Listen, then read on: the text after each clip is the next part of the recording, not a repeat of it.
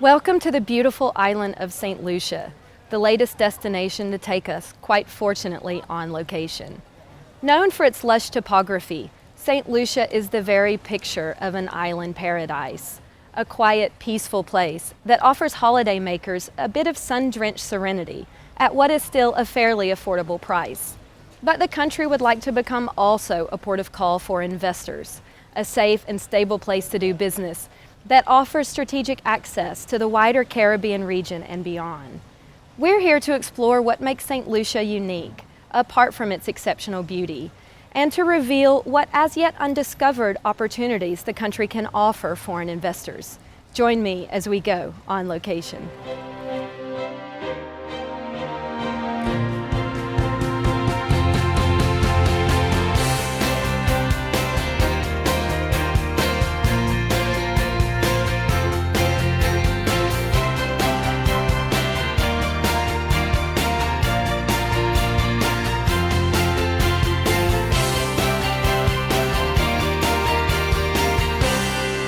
St. Lucia is an English-speaking island in the eastern part of the Caribbean.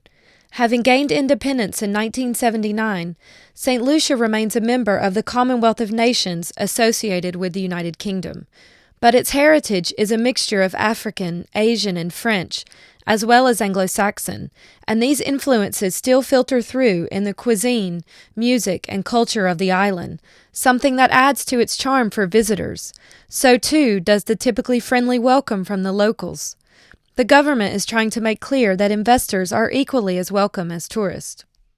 So you have a government that recognizes that it can't provide all the investment funds that it needs in order to be able to grow. We have a very ambitious plan. We've set out to say that we want to double our GDP within 10 years. So to do that, we are creating some incredible opportunities for the private sector to come in. So this is about fast-tracking investment in our country and recognizing that to be competitive, that we have to first think micro. St. Lucia's main selling point as a tourism destination is the diversity of its natural areas, with mountains, volcanoes, sulfur springs, rainforests, and a ruggedly beautiful coastline, all just waiting to be explored. The island also sells romance. It's one of the world's consistently top-rated locations for weddings and honeymoons. Tourism is the biggest driver of the country's economy, employing roughly 20,000 people.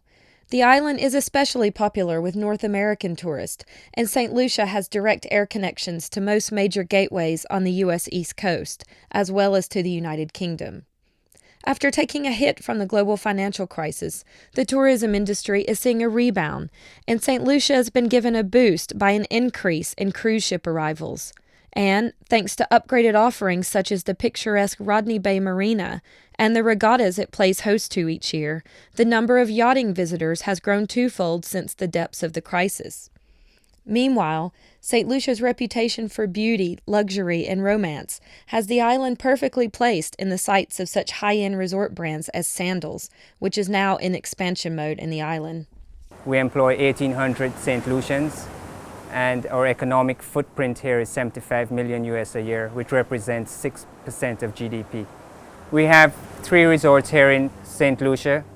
St. Lucia has been voted a top wedding destination in the world, which bodes well with our concept of romance and couples.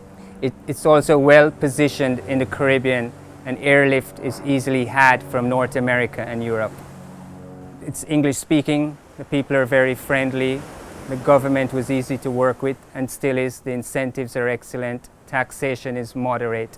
So it was really automatic, and we've now blossomed from 200 rooms to 800 rooms, and we're very happy here. Well, St. Lucia has already begun to distinguish itself in the tourism market. We have carved out a niche for ourselves in a high-end boutique area, and we need to build on that.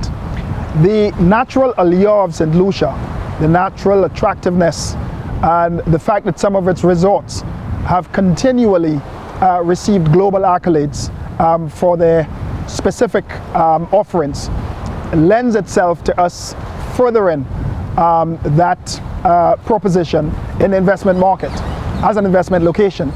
The targeted, careful approach applied to St. Lucia's tourism industry can be applied also in other realms. I think if you look at a vision of St. Lucia, I would say it should be developed into a high-end boutique garden island that removes any obstacles by way of movement, by way of access to services, social services, economic services, and has a relaxed atmosphere, but is also efficient and very effective in what it does. In one phrase, I would say, if we look at our tourism handle, which is simply beautiful, then we can make that the aspirational handle for our type of development. While tourism will naturally remain important to St. Lucia, other sectors are also being promoted for investment. Job creation is a key imperative of the government, so foreign companies are being encouraged to make use of the local workforce and to explore business opportunities in alternative energy, ICT and telecoms, business process outsourcing, manufacturing, and other industries. Investment is also being sought in hard infrastructure like roads, airports, and seaports, and soft infrastructure like education and healthcare. fDi spoke with a few foreign companies that have heeded the investment call so far. Digicel has been in the market for the last 12 years. We currently employ about 150 persons directly, but we have offspring, so dealer stores, distributors, etc. Apart from that, skilled labor. It's something for a small market, that's something that you probably think that it's not available. The employees are very skilled, and so we're able to export, and that's part of the things that we know that's keen to us. So growth in terms of employee development is very possible here, and that's something that investors look for, and that's what has kept us here in St. Lucia.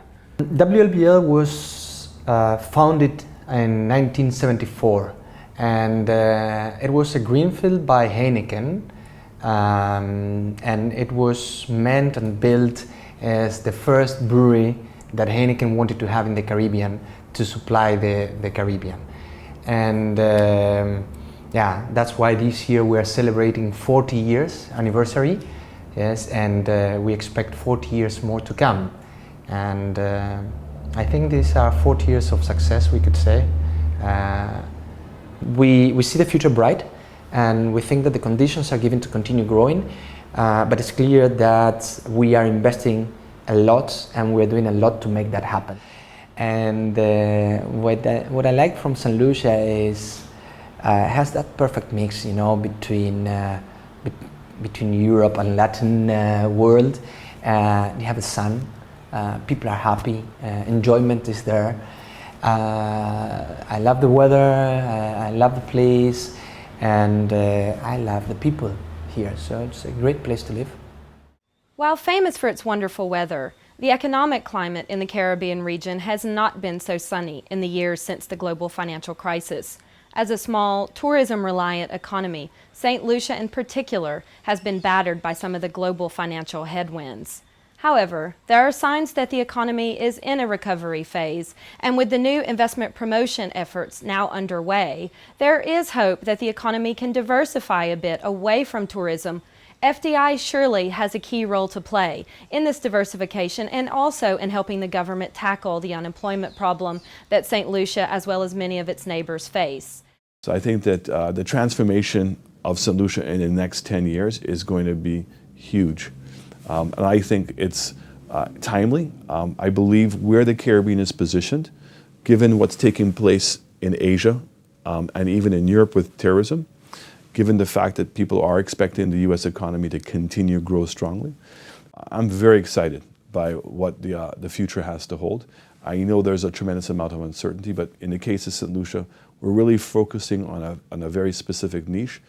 Now, we've given you just a glimpse of what the economy has to offer in terms of potential and what the island has to offer a visitor and as a potential investor. And we certainly hope you've enjoyed this tour as much as we have.